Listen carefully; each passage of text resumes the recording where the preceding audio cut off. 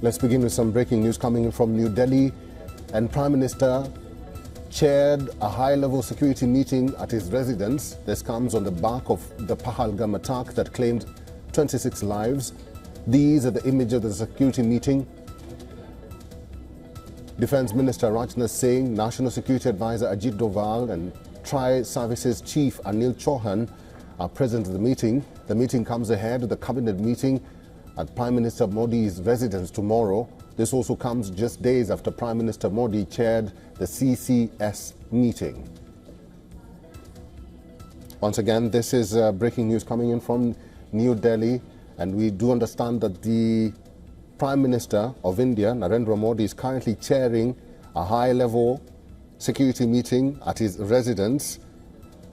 These are the images you see on your screen of the Prime Minister chairing this meeting, where the Defense Minister of India, Rajnath Singh, National Security Advisor Ajit Doval and Tri-Services Chief Anil Chauhan are present at the meeting. Let's talk to our Assistant Editor for Foreign Affairs, Sidhan Sibol, who's now joining us for more details on this. What is the latest on this crucial meeting being held at the residence of the Indian Prime Minister?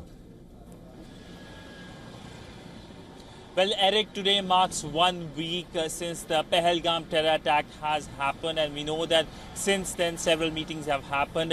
Today, of course, was a day of key engagement. There was a meeting led by the Union Home Secretary with the chiefs of the paramilitary forces. Now, the big meeting that is taking place at the Prime Minister's residence, where the Indian Defense Minister, the NSA, and the 3 service chiefs are present.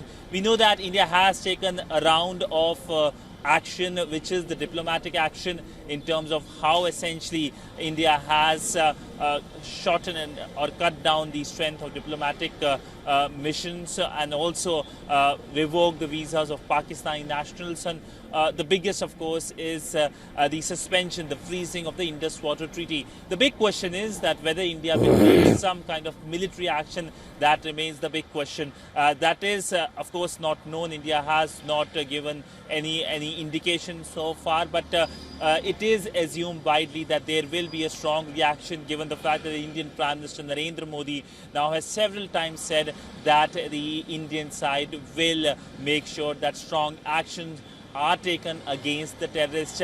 In terms of the diplomatic activity, it has been a day full of diplomatic activities, with the Indian External Affairs Minister Dr. S. Jaishankar speaking to the foreign ministers of Greece, Panama. Now, what makes these countries special is the fact that these are non-permanent members of the United Nations Security Council. In fact, Greece will be the president of the United Nations Security Council next month, and it looks like a lot of action can move to the UNSC, where Pakistan is a non-permanent member of the UNSC for a 2-year time frame, where we saw the Pahalgam, the condemnation coming from the UNSC on Pahalgam terror attack. But it looks like a little diluted, given the fact that how essentially it looked like there was no mention of the terror groups responsible for the terror attack. Now, India will be hoping that its friends can support it at the UNSC, even as Pakistan could rake up Kashmir as well